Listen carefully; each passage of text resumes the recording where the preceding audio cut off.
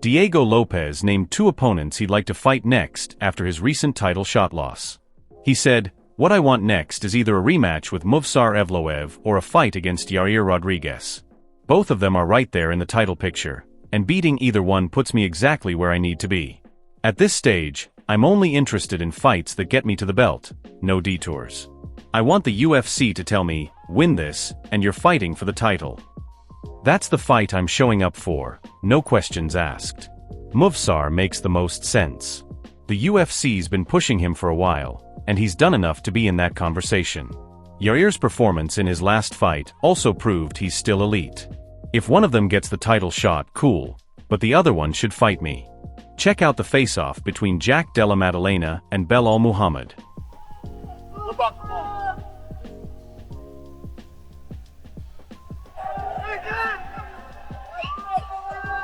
Oh, awesome, boys. Good luck tomorrow, you guys.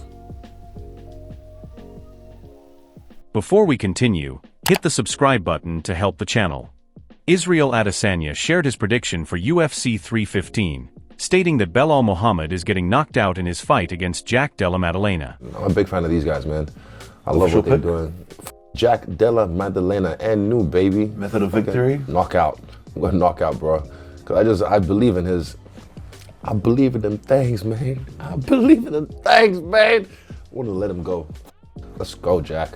But yeah, respect to Belal. I like what he fights for as well. I like the fact that, especially after he won the belt, Belal fights for the people of Palestine because of what's going on. Still, it's good that they have someone currently to look up to that can champion their cause. And even if Jack wins, I still think Belal's a champion for those people because he fights for them and he champions them, and they should hold him in high regard. But in this fight, I'm going for Jack Della Maddalena because that's my boy. Dana White spoke about a potential fight for Ilia Topuria. Ilia Topuria did an interview a few minutes ago where he said the winner of this fight is going to determine whether he fights Islam Makhachev or Charles Oliveira on International Fight Week. Can you confirm that that's the stakes attached to this main event too? Yeah, there's a lot of moving parts right now, and yeah, that's pretty accurate. John Jones claimed he would have beaten Daniel Cormier worse at heavyweight than he did at light heavyweight. He says his speed translated well to heavyweight, unlike Cormier's, and that his kicks are much more powerful. On versus peak DC at heavyweight, would it be different? Peak Bones versus peak DC at heavyweight? Yeah. I believe I beat Daniel Cormier at heavyweight worse than I beat him at light heavyweight. I feel like my speed has transferred over in a way that his hasn't. I think I beat him up pretty worse at heavyweight. I kick harder. I know he punched harder as a heavyweight, but I kick a lot harder. I'll see what my kicks did to him on the first fight. Sean Strickland posted a clip from his training. Check it out.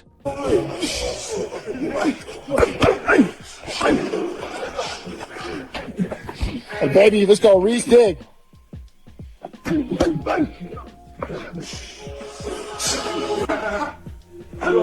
Let's go!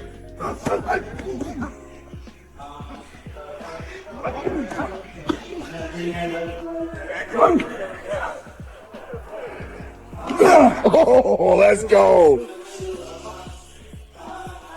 Digging, baby, digging.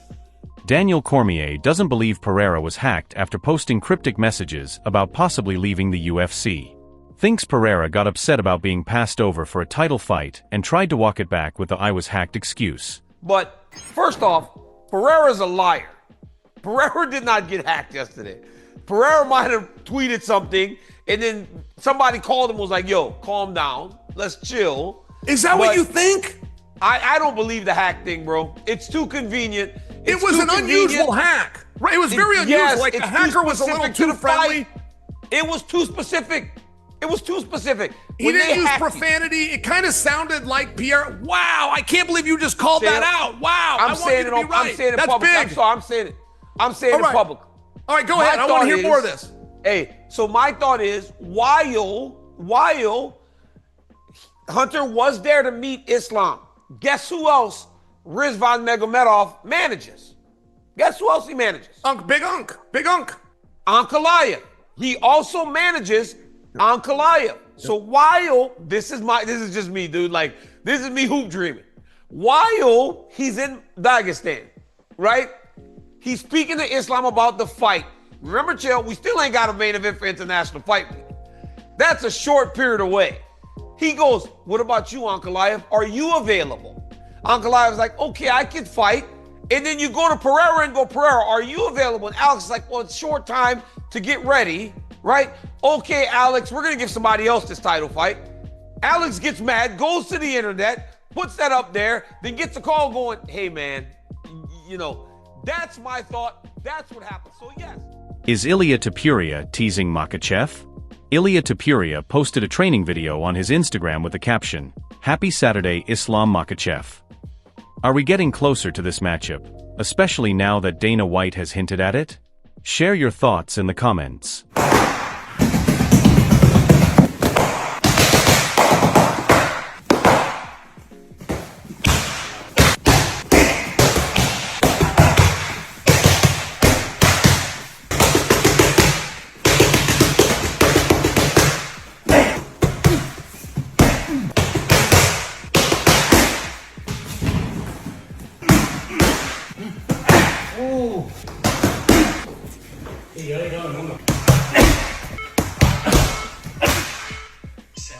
Jose Aldo answered a few interesting questions.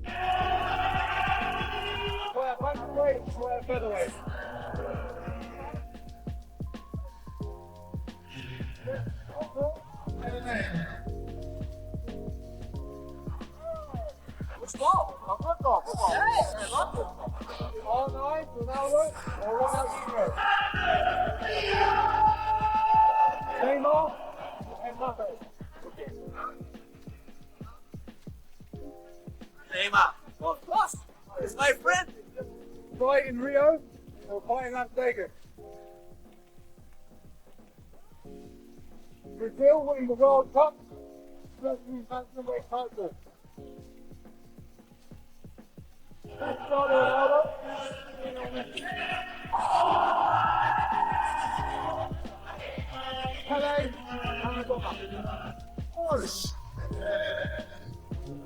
I love Maradona, but he's the best. But I live in Brazil. Tom Aspinall shared his thoughts on what Khabib is like in the corner during fights, and mentioned which fighter he'd like to have in his own corner. Great advice, nearly broke his arm as well. It's very subjective what makes a good corner man. I like people who are very calm and having fun, not too serious, good music on in the changing rooms, good vibes and good fun is what I like in the corner.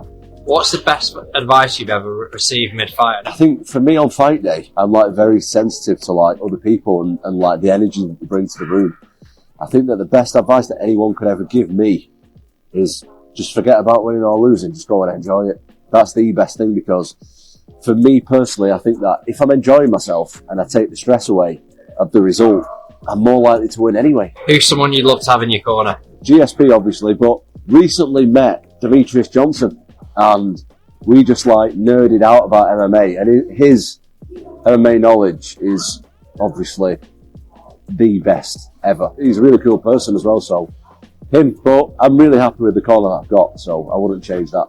So this is Khabib just technically telling him how to, nearly broke his arm as well.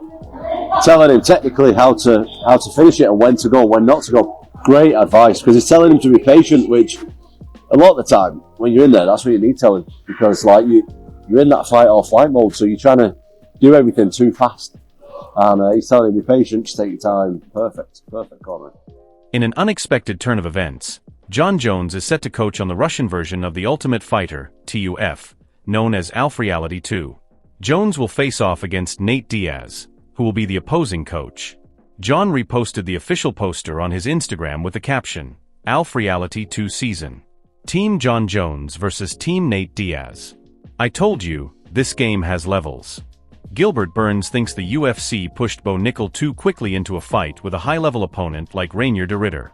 Burns says Bo isn't done, but right now he's simply lacking experience and was unprepared for the pressure. He's a high-level competitor, you know, and I think he's just going to get better after that. But this level to this guy was 19-2 coming to this fight. 2 divisions, 1 FC, one championship champion. For so many guys, he's grappling his high level, Pahumpa just said something to us yesterday that he grappled Andre Galvão in one championship, and the fight was a draw. And Andre Galvão was multiple times world champion, multiple times ADCC champion. Yeah. This guy's the highest level in the grappling. And when we talk about grappling, that guy's huge for 185 and long.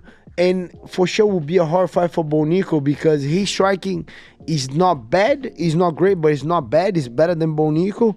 So what was Bonico's option? Taking him down and then grapple. So it was a very, honestly, I think it was a very bad matchup for Bonico since the beginning.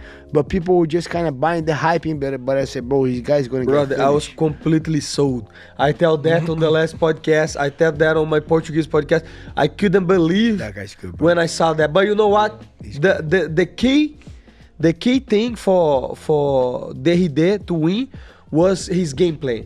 I did not expect his gameplay. He did not respect the Bonico credentials of wrestling. Zero. Because I thought, okay, it would be like Paul Craig, because he not taking Bonico down, so it's going to be on the feet. But the thing is, he was walking forward and pressuring and clinching. Bro, he's so strong and he's he so was long. fucking clinching. He's so strong and so long. He put that knee up, he go forward, throw jabs, and he start clinching you. Very strong. So yeah, I kind of figured that was going to be a very hard fight for Bonico, bro. Yeah. That's it for today. Thanks for watching. If you enjoyed the video, don't forget to like, subscribe, and smash that notification bell. But here's the real question. If John Jones and Nate Diaz actually coach The Ultimate Fighter, who's building the better team, and who's winning that season? Drop your answers in the comments. Until next time, sports regards.